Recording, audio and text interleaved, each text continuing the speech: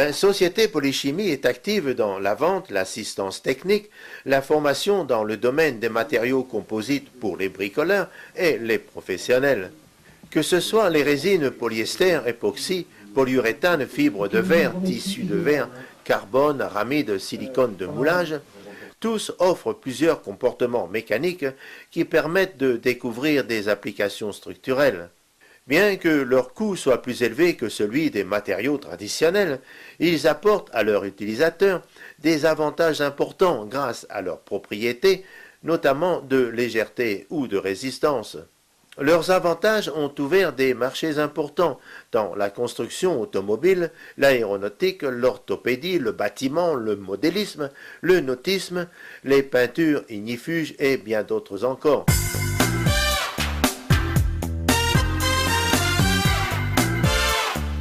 Concernant les produits qui servent au moulage et prototypes, les silicones se caractérisent par une grande souplesse, une extraordinaire résistance aux températures, ainsi qu'une propriété de démoulage par rapport à d'autres matériaux.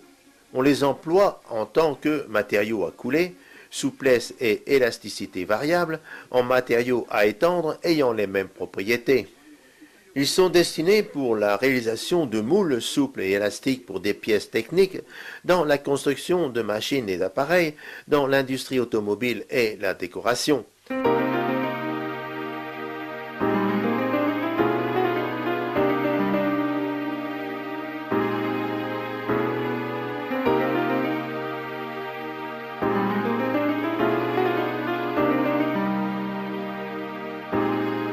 Polychimie est également spécialisée dans l'étanchéité des toitures, plateformes et terrasses en polyester.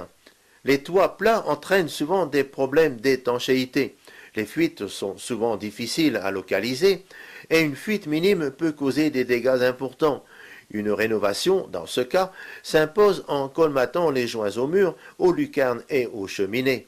Pour cela, Polychimie vous propose les systèmes polytoits. Sa spécificité réside dans l'étanchéité de la résine polyester et la fibre de verre. Ce revêtement parvient à couvrir toutes les inégalités, peu importe les variations de température sur le toit. Il est idéal pour les terrasses et balcons et de plus, plusieurs coloris sont disponibles.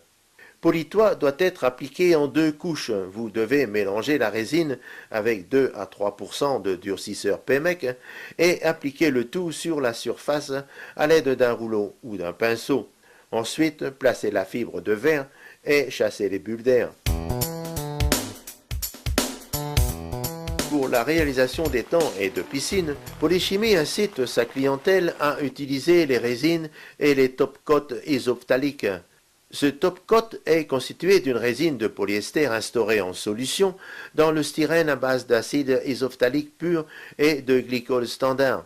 Il se caractérise par une bonne rhéologie et une réactivité élevée. Il contient un agent thixotrope et un stabilisateur UV. Ce top-coat est destiné à l'exposition normale aux intempéries, y compris l'eau salée.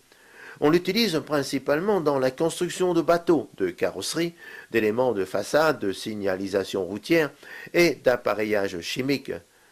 Pour l'exposition à l'eau chaude, allant jusqu'à 60 degrés centigrades, il est néanmoins conseillé d'utiliser un gel coat à base de iso-NPG. Aujourd'hui aussi de la société Ashland qui est représentée par la société Romar Voss, par M. Schotten et M. Lyssen aujourd'hui qui vont nous apporter pas mal d'explications dans le domaine des top-coats. Il faut bien être sûr que la surface est bien sec et qu'il n'y a pas trop d'humidité dans le béton.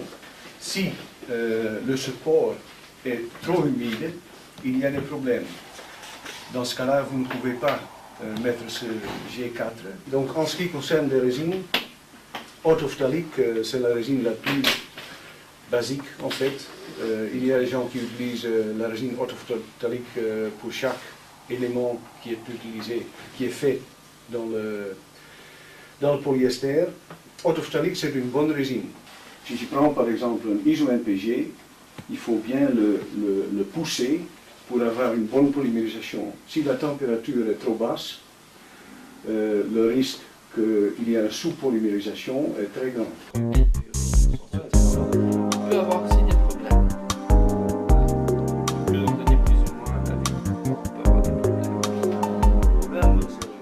les peintures ignifuges, qu'on appelle aussi retardateurs de feu, Polychimie commercialise ces produits qui protègent le bois, le métal, le textile et les câbles électriques. Ce sont des revêtements aqueux. Sous l'action de la chaleur ou du feu, ils développent une couche de mousse formant une isolation thermique qui protège les différents supports contre l'action du feu. C'est l'épaisseur du revêtement qui détermine le temps de retardement du feu. Alors la société Puroplast, c'est une société qui s'occupe de la distribution des produits de retardateurs de feu qui sont homologués sur le marché en Belgique.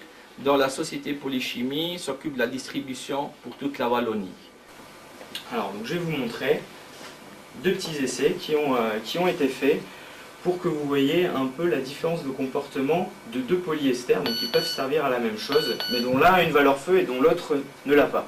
J'ai pas d'action pour les producteurs de Trévir ACS, mais c'est un film publicitaire qui je trouve est très bien fait et qui montre l'efficacité un peu du Trévir ACS. Et donc tout ça, ça a été fait devant un public, donc c'est dire s'ils sont sûrs de leur coup. Donc voilà, les rideaux conventionnels, les rideaux ici en polyester unifugé. Donc vous voyez tout de suite forcément le feu qui se propage au rideau, c'est pareil que le petit essai tout à l'heure que je vous ai montré, ça se propage extrêmement rapidement parce que comme il y a peu de masse combustible disponible, tout brûle extrêmement rapidement. Donc là déjà on n'a plus de rideau fin, alors qu'à côté il se passe toujours rien. Pourtant je peux vous dire que la poubelle est au contact des rideaux, il n'y a pas de souci. Tous ces produits retardateurs de feu que j'ai présentés sont déjà en application.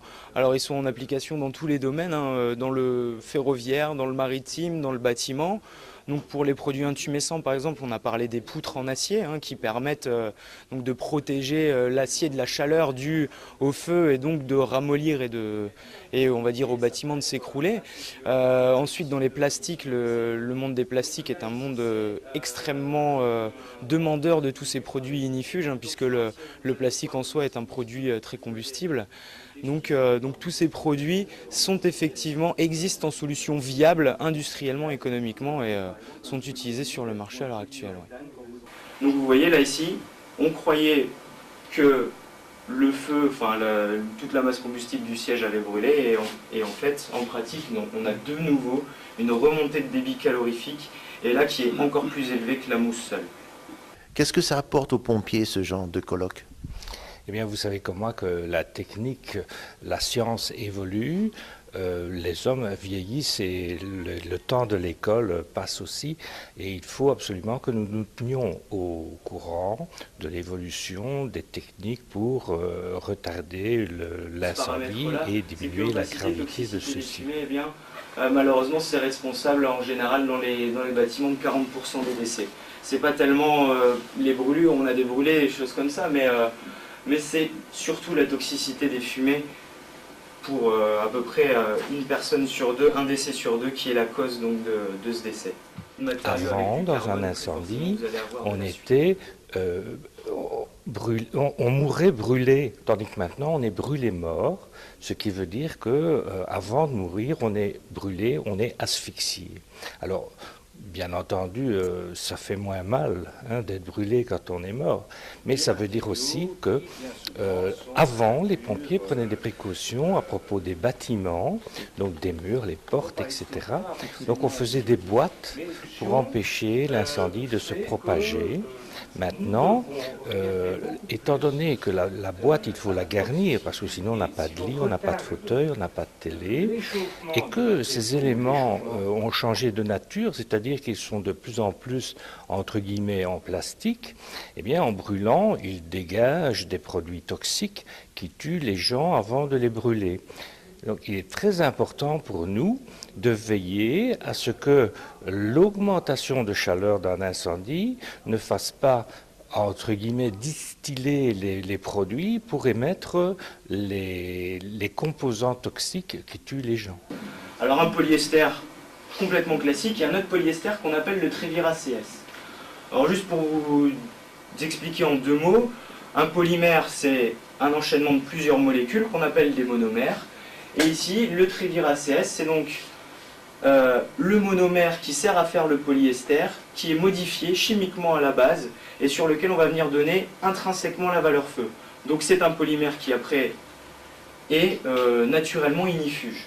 C'est écrit que le produit est certifié avec telle résistance au feu, appliqué sur tel type d'acier, à telle épaisseur, etc. etc. Ah oui, comment aller voir? Ah bah après, il faut que vous engagiez des gens qui viennent faire des audits, des contrôles sur le terrain avec des machines qui permettent de regarder l'épaisseur. Il y a des machines qui existent, des profilomètres, des choses comme ça. La priorité de Polychimie reste donc de maintenir l'accent et l'importance sur les besoins de chaque client, offrir constamment un produit de la plus haute qualité et d'accorder de la valeur avec toutes nos relations commerciales.